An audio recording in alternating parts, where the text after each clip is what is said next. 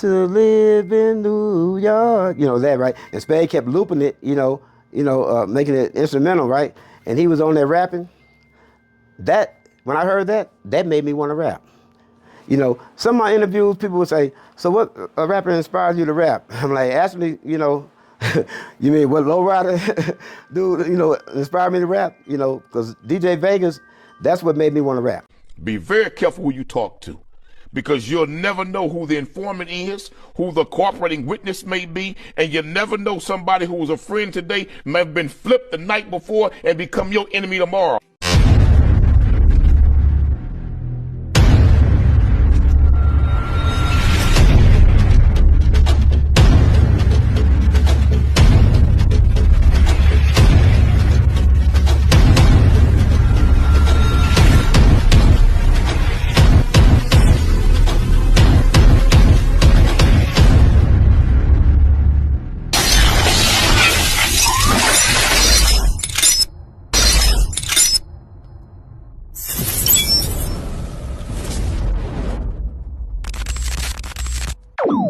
About humanity, putting truth in these lines, while they busy feeding lies.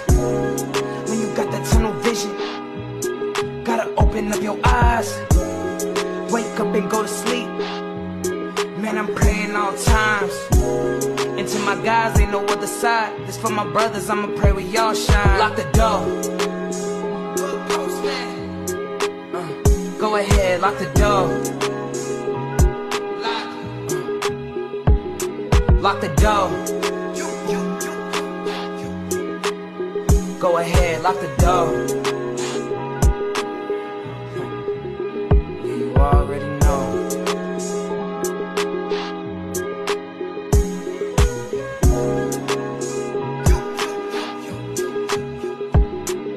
Depending on the lessons, some people eat, some people learn. But the game is going to send you big. Lock the door. Hood Postman, who I'm here with today? Yeah, this is OG Mixmaster Ken. Mixmaster Ken, it's good to be here with you, man. This interview has definitely been a long time coming. And you notice that I had the chance to sit down with Vegas. So now I'm here with Mixmaster Ken himself, which you guys have grew up together in Compton. Would that be correct? Yeah. Okay, good enough. Where did your beginnings? What were your beginnings in Compton? Where you grew up at? Right there on Myrtle Street in Compton, on the west side of Myrtle, like behind the airport.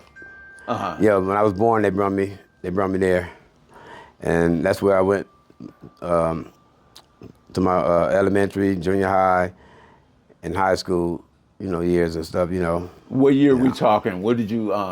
What high school did you attend? Where? Compton High. Compton High. Yeah. 10th, 11th, and 12th. Yep. Did you graduate from Compton High? Yeah. Okay. I still have my diploma in there. It's right there at the top of the closet. Yeah. Okay. Yeah. And what junior high school did you attend? Benjamin O. Davis. Benjamin O. Davis. Yeah. Okay, good, Yeah. good. And what neighborhood would that be considered? Where you say Murr, right? Murr, yeah. When the neighborhoods like kind of section off, that neighborhood was 151. 151. And our street was the only street in the neighborhood that was the opposite of what they was, representing. They represented the Compton Pyrus, the Bloods, or whatever. And we had a street, it was like 25 houses on that side and this side, whatever, and our street, chose to be Myrtle Street Crips at the time. But but far as me, I don't know what it feel like not even 10 minutes to be a Crip or a Blood. I never did gangbang. I never sucked no Bloods or no Crips or no Bloods, none of that. I was always just that neutral dude.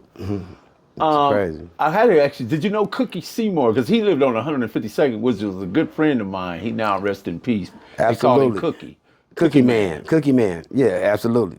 Dark-skinned dude. Yeah, had like yeah, a little, yeah. That was my partner right there. Rest in peace, man. Yeah. Man. He was actually from 151. Yeah. Rest in peace to him. Yeah. Okay, let's get into it, man. What I want to know is that what year? Because you're a music guy, and you grew up with this music, right? This Yeah. music that came through by the way of, if I understand it right, New York to Compton. Right. I want to understand, how did that travel happen, and who were the people that were there, and what year we were in? I would say Mixmaster Spade, most definitely.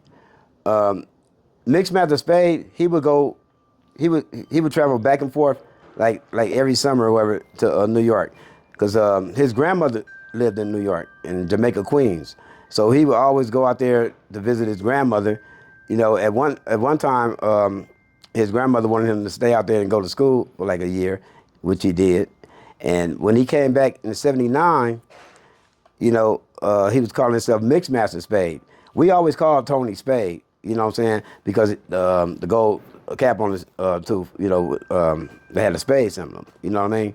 So he came, you know, like when he was out there, he was hanging out with some of the cats that wasn't even out, that came out, you know.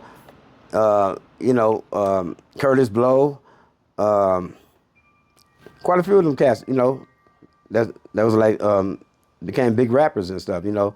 He knew them, you know, and he'd be out there with DJ D, which, you know, DJ D, matter of fact, he just passed away. D Nice or D? No, D.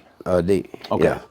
I forgot his first name. But anyway, but yeah, you know, so when Spade, you know, and his father stayed in Boston. I know, because when I flew out there in '84, his uncle Maurice had took us to Boston. You know, we stayed out there for 3 days, and that was all. And back then, that was around the time when the Celtics had beat the Lakers in the finals and stuff. You know what I'm saying? It was great. Yeah, but yeah, you know, his grandmother always, you know, had him out. His grandmother had money. You know what I'm saying? She stayed like in the suburb part. You know, and when he came back, you know, he's scratching these records. He's mixing and stuff, man. You know, and that's how that mixing came out here. You know, and my next door neighbor was playing a tape of his, and the only mixing that we had ever heard, you remember that song, Three Buffalo Gals Gonna Run Me Outside, you know, and they said, you know, I used to always wonder how they did that, but they were scratching, right? But like I said, that was over on in New York on the East Coast. It was none of that mixing on the West Coast, nowhere. Probably nowhere in the county of Los Angeles, I mean, that I knew of, you know what I mean? It was all Mixmaster Spade, you know what I'm saying? So he the one that brung it out here.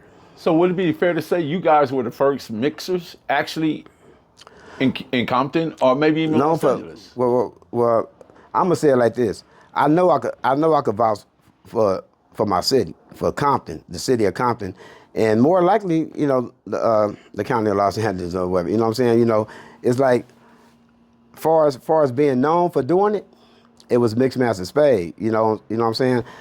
He was making mixtapes. You know, and when I say mixtapes, not the mixtapes that they call mixtapes today. I'm talking about mixing and scratching and stuff.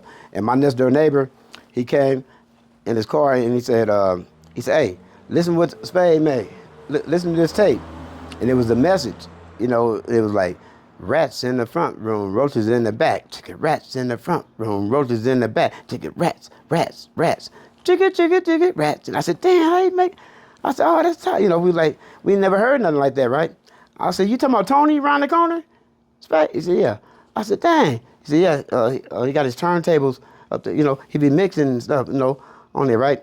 So I goes around there one day, later on that day, and there's a lot of people at his bedroom window.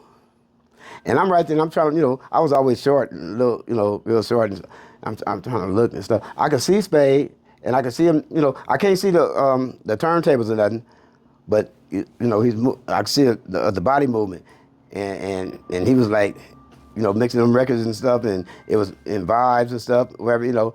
And then he'd get on the microphone and, You walking down the street with your box in your hand, and you know, baby doll, I like to say, I do it, baby doll, just the right way. I'm the S to the P, the A-D-E, and I'm not talking about Muhammad Ali, cause I'm afloat like a butterfly, sting like a bee. I'm the champ of the mic, they call me Tony. I said, oh, that's hard. Everybody liked that, right? Mm-hmm. Never knew that was on a record from out of New York. But it was their style was different, it was like going real fast, baby doll, I like to say, I do it, baby doll, just the right way. And whoever, So Spade slowed it down. yeah. And the person that made those records, they was called break records, they didn't come out on the radio or whatever, and I guess they was for DJ purposes or whatever, and the guy would spell his name out, and I remember, I forgot the guy's name, but he was like, yeah, I'm afloat like a butterfly, sting like a bee. I'm the champ of the mic. They call me Slicey or whatever it was, right? So by Spade named Tony, I'm the champ of the mic. They call me Tony. You know what I mean? And he was singing, and he's on the Genius of Love, the instrumental. Boom, boom, boom, boom, boom, boom, boom, boom, boom. So whenever somebody was like, I'm gonna start trying to rap, everybody would get on that, and everybody was mixed master. I'm gonna be mixed master this. I'm gonna be mixed. I could hear people saying stuff like that or whatever. Like afterwards, like after I started, right? But when I started, I wasn't mixed master Ken. I was DJ Ken. Okay. Then MC Ken. Okay. Yeah, and then I didn't give myself that name. I didn't steal his name or copy him. Spade and a dude named my partner named T Roller. You know what I'm saying? Terrell. Stayed over there in Park Village, right? He's always teasing, right? Man, we gonna start calling you Mixed Master Ken, man. Shoot, man, shoot. Hey, everybody like the way you mix, man. Shoot, you up there with Spade, you down there with Spade. We gonna call you Mixed Master. I said, I'm MC Ken now. I'm MC. When I started, I felt I wanted to rap, but it's a trip how I got started. It was like, it's like an accident. I mean, for real. It's like I wasn't trying to be no DJ and nothing like that or whatever. It's just that I couldn't see what Spade was doing, right? So the next day, I goes over there, and nobody's over there. It's just Spade, right? And he's like, "Hey, you doing anything later on, Ken?" I said, "No." He said, "I want you to help me put some of these crates in, car. I gotta go DJ a party, like that, right? So he said, hey, you got that record? I don't know if it was Freakazoid or I Need a Freak, whatever it was, right? Because I would go to the record shop and go get hear a song to come out and stuff. We had a record player at the house and shit. It wasn't about turntables. It was like a record player component set. My mom and them had, stuff like that, right? So remember, have you ever put like a nickel or a penny on top of the needle thing? Because it won't skip or whatever, or right. You know what I'm saying? For weight. Yeah. And if the needle, like the arm of it, if it went like, like damn, it's probably scratch, right? I'm not knowing he's doing this stuff, like scratching the records, making that noise. You know what I'm saying? And the record's not scratching. I'm not getting that, right? Because when he asked me if I had that record, I said yeah. He said bring it around here. So I went around the corner and got it. I came back, I handed it to him. I said, damn, why he got two? In my mind, he got two record players, like that, right? So his, with a marker, it says Spade on there, right? So he put like his on that one and mine's on that one. And he's playing it and he's turning it around, he's spinning around. And then he's like, he grabbed mine, he's like, chicka, chicka, chicka, chicka. I said, oh man, Spade, what you doing, man? You scratching up my record. You know what I'm saying? And I was like, I was getting mad, man. He's like, man, I ain't scratching. I said, man, I'm looking at you. I'm like, dang. So after, he got through, he was like, he wasn't making the tape. He was like, just practicing, just on that mix. And I said, man, why you do my record like that? He said, man, look, play the record. I played the record from the front to the back. It wasn't scratched, right? He said, come here, Kenny. They called me Skinny Kenny back then, right? So he put the headphones on me, and so I could hear both of them, and I'm looking at the crossfade, and I'm like, okay, I get it. I know if I move it over here, I can be able to hear that, I caught on to that real quick. He said, now look, now wherever you want, like when they get to this part, grab it and then pull it back, like that, right? And I was doing it, and then I said, oh damn, I caught on real quick, right? So it was like a kid on the PlayStation, you know what I'm saying? I said, man, I like that. It became my hobby, one of my hobbies. I'm like, oh man, I got to get me some of these turntables and a mixer. Where you get all this stuff? Yeah, go to Radio Shack, get a mixer, realistic at the time. The Newmarks wasn't out and stuff. He had the little realistic. Radio Shack, that's a throwback. Yeah. So I'm like, I just got out. I was in 11th grade. I think I was going to the 12th. Yeah, because I was in 81 going to 82, So I was going to the 12th. I was going to Compton High, and I couldn't wait to get home. I get home and stuff, and my friends would get practice. Yeah. But remember, I didn't have my no turntable yet, right? I would practice on my record player, right? My mom would run me out, or my big brothers and sisters and them. I go down to one of my partner's house, right? And their mama at work, she get off at 4:30 or 5, she'd be home at 5, and we in the living room and stuff, and I'm like, all those stuff, right? They say, damn, it sounded like kind of good, like how I was doing it, just with one record, right? So then I bought a turntable. Was it Techniques back then? I had mixed Mac, but the Spades was all mixed Mac too and stuff, right? Okay. You know what I'm saying? It wasn't about no coffins and none of that stuff, right? And I hadn't heard of no Technique 12s, but they had the Techniques or whatever, But I had 2 of them, but they was like mixed Mac and stuff. Then there's one guy, Spade called me. He said, Kenny, I'm gonna send this dude around here. He got one brand new in the box, He said, make him an offer, I think I gave him like $60, about 50 or $60, for it, right? So I had 2 turntables, and I went to right there to Radio Shack and bought I got a microphone and I bought a mixer. And then my friend's mother, she bought a brand new component set, right? And she was throwing the other stuff out, right? She was like, Kenny, you want these speakers? I'm like, yeah, thank you, Olena. Olena gave me the speakers and shit, right? And I was already like buying records and stuff, right? And I'm like, damn, I gotta buy 2 records, you know what I'm saying? But that second record player, turntable, my mom had lent me something like $20 or gave me $20, right? I said, Mom, I need $20. For what? I said, to buy this, this turntable, But I didn't say record player because she didn't know what a turntable was, you know what I'm saying? So she knew I had one. When she seen 2 of them, man, she had a fit. She on the phone talking to one of my aunties and stuff. Girl, this boy got 2 record players in his room on his dresser. What you need 2 record players for? And 2 of the same albums and stuff. Don't ask me for no more money in the box, And then when I was scratching, and she'd peep in there, and he only scrabbling, just tearing his records up and stuff. He better not ever ask me for no money for that. She just didn't understand it. But that's, that was the karma that came home. I didn't understand what Spade was doing, right? I said, man, I want to do this. Nobody understood. No, nobody. Until they actually seen the finished product. Right. So that's what, so that made me want to mix. And he kind of taught me how to mix and stuff, right? Me always cracking jokes and stuff. I knew how to put the records on to make it, sound, make people laugh and stuff, instead of, I need a freak. And, I say, I need a freakazoid every day. And I need, and all that, and jam on it, come on, I put on jam on it, and I say, oh yeah, y'all know I'm the baddest DJ in Compton. I time it and say, yeah, we know. Oh, you do? I had all that stuff on tapes and stuff, you know what I mean?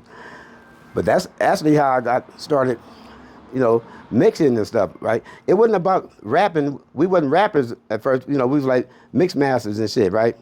But like when I started DJing a couple parties with him, I was calling myself DJ Ken. But I didn't like DJing no parties with Spade, because Spade, he didn't care where it was, man. It could have been over there with Ben Latin stayed at. He would have DJ'd the party over there. He didn't care what neighborhood. I'm telling you, man. He just wanted to be there. Yeah. And I'm like, man, shit. So everybody knew I knew how to mix real good, right? And I said, damn. But everybody's getting Spade's tapes. You know what I'm saying? And I'm like, damn. How much were the tapes going for back then? like for a 60-minute, like $10. For a 90-minute, like 15. You know, as far as mine, right? Shit. And he was selling them like he was actually distributing crack or something. Man, because they was going. I'm gonna tell you something. Not that it ain't that he was selling them. People was like, man, let me get one of them tapes, man. Shoot, I got $10, I got $20. Look, I saw Spade sell a tape for $150. One of them ballers and shit. They gave him $150 for the tape. You know, especially like you put your name in it and stuff like that. Yeah, I just saw Freeway Rick gave Spade his props. Oh, is that right? On a documentary. Yeah. Yeah, I hung out with him a couple of years back. Yeah, Freeway Rick. Shout out to Freeway Rick. Shout out to Freeway Rick, man. Yeah. My God. Yeah, but real shit, man, that's how it was, right? And then, like, when I seen how Spade was doing it, I was like, man, can you make me a tape? Put my name in it, and he would put my name in. What's up, Lil Kenny, and all those stuff, right? Made me feel good and stuff. So I know how it felt when we would put people's names in the tape. You know what I'm saying? That was like $10 more just to put your name in the tape and shit like that. Because like we were the only ones that was doing that, like all over Compton. That made everybody feel special. Yeah, exactly. You know what I'm saying? So my mother had a 78 Lincoln Continental, right? She didn't have no cassette player in there. She had an 8-track player in there. So the first tape I got from Spade was an 8-track play on 8-track. You know what I'm saying? And on that tape, when I was listening to it, he had DJ Vegas on there, right? I already knew, Vegas, right? Vegas told me he made a rap. Yeah. He had one rap. He had like a rap. He wasn't like no rapper. He just had one rap, and it stood out, like on Spade's tape, right? Because it was on that. I knew it was true because it came from Vegas, man. Yeah. Vegas been like one of the most compelling dudes. He was rapping off of You Gotta Have Heart to Live in New York. That, right? And Spade kept looping it, making it instrumental, right? And he was on there rapping. That, when I heard that made me want to rap. Some of my interviews, people would say, so what a rapper inspires you to rap? I'm like, actually, you mean what lowrider dude, inspired me to rap? Because DJ Vegas, that's what made me want to rap. When I heard his one rap. There it is there. Lock the door. Cali Finest, baby. Proof of grind all the time. Music money. Got a dollar sign. Hub City. I'm a street nigga. Streets fuck with me. I'ma keep pushing products till the fans get me. It's guap off top. Diamond Cartier. That nigga wall won't give a broke bitch the time of day. They see me climbing. They see me shining. That's hard work. Proof of grinding. New money got me tipping in that 550. Ali, bad man, and I'm so pretty. I got that tech with me. That's my hater sprayer. Go big, grind now, nigga, play later. What can I say? I'm addicted to this paper stacking. And I don't talk about it. I just make it happen.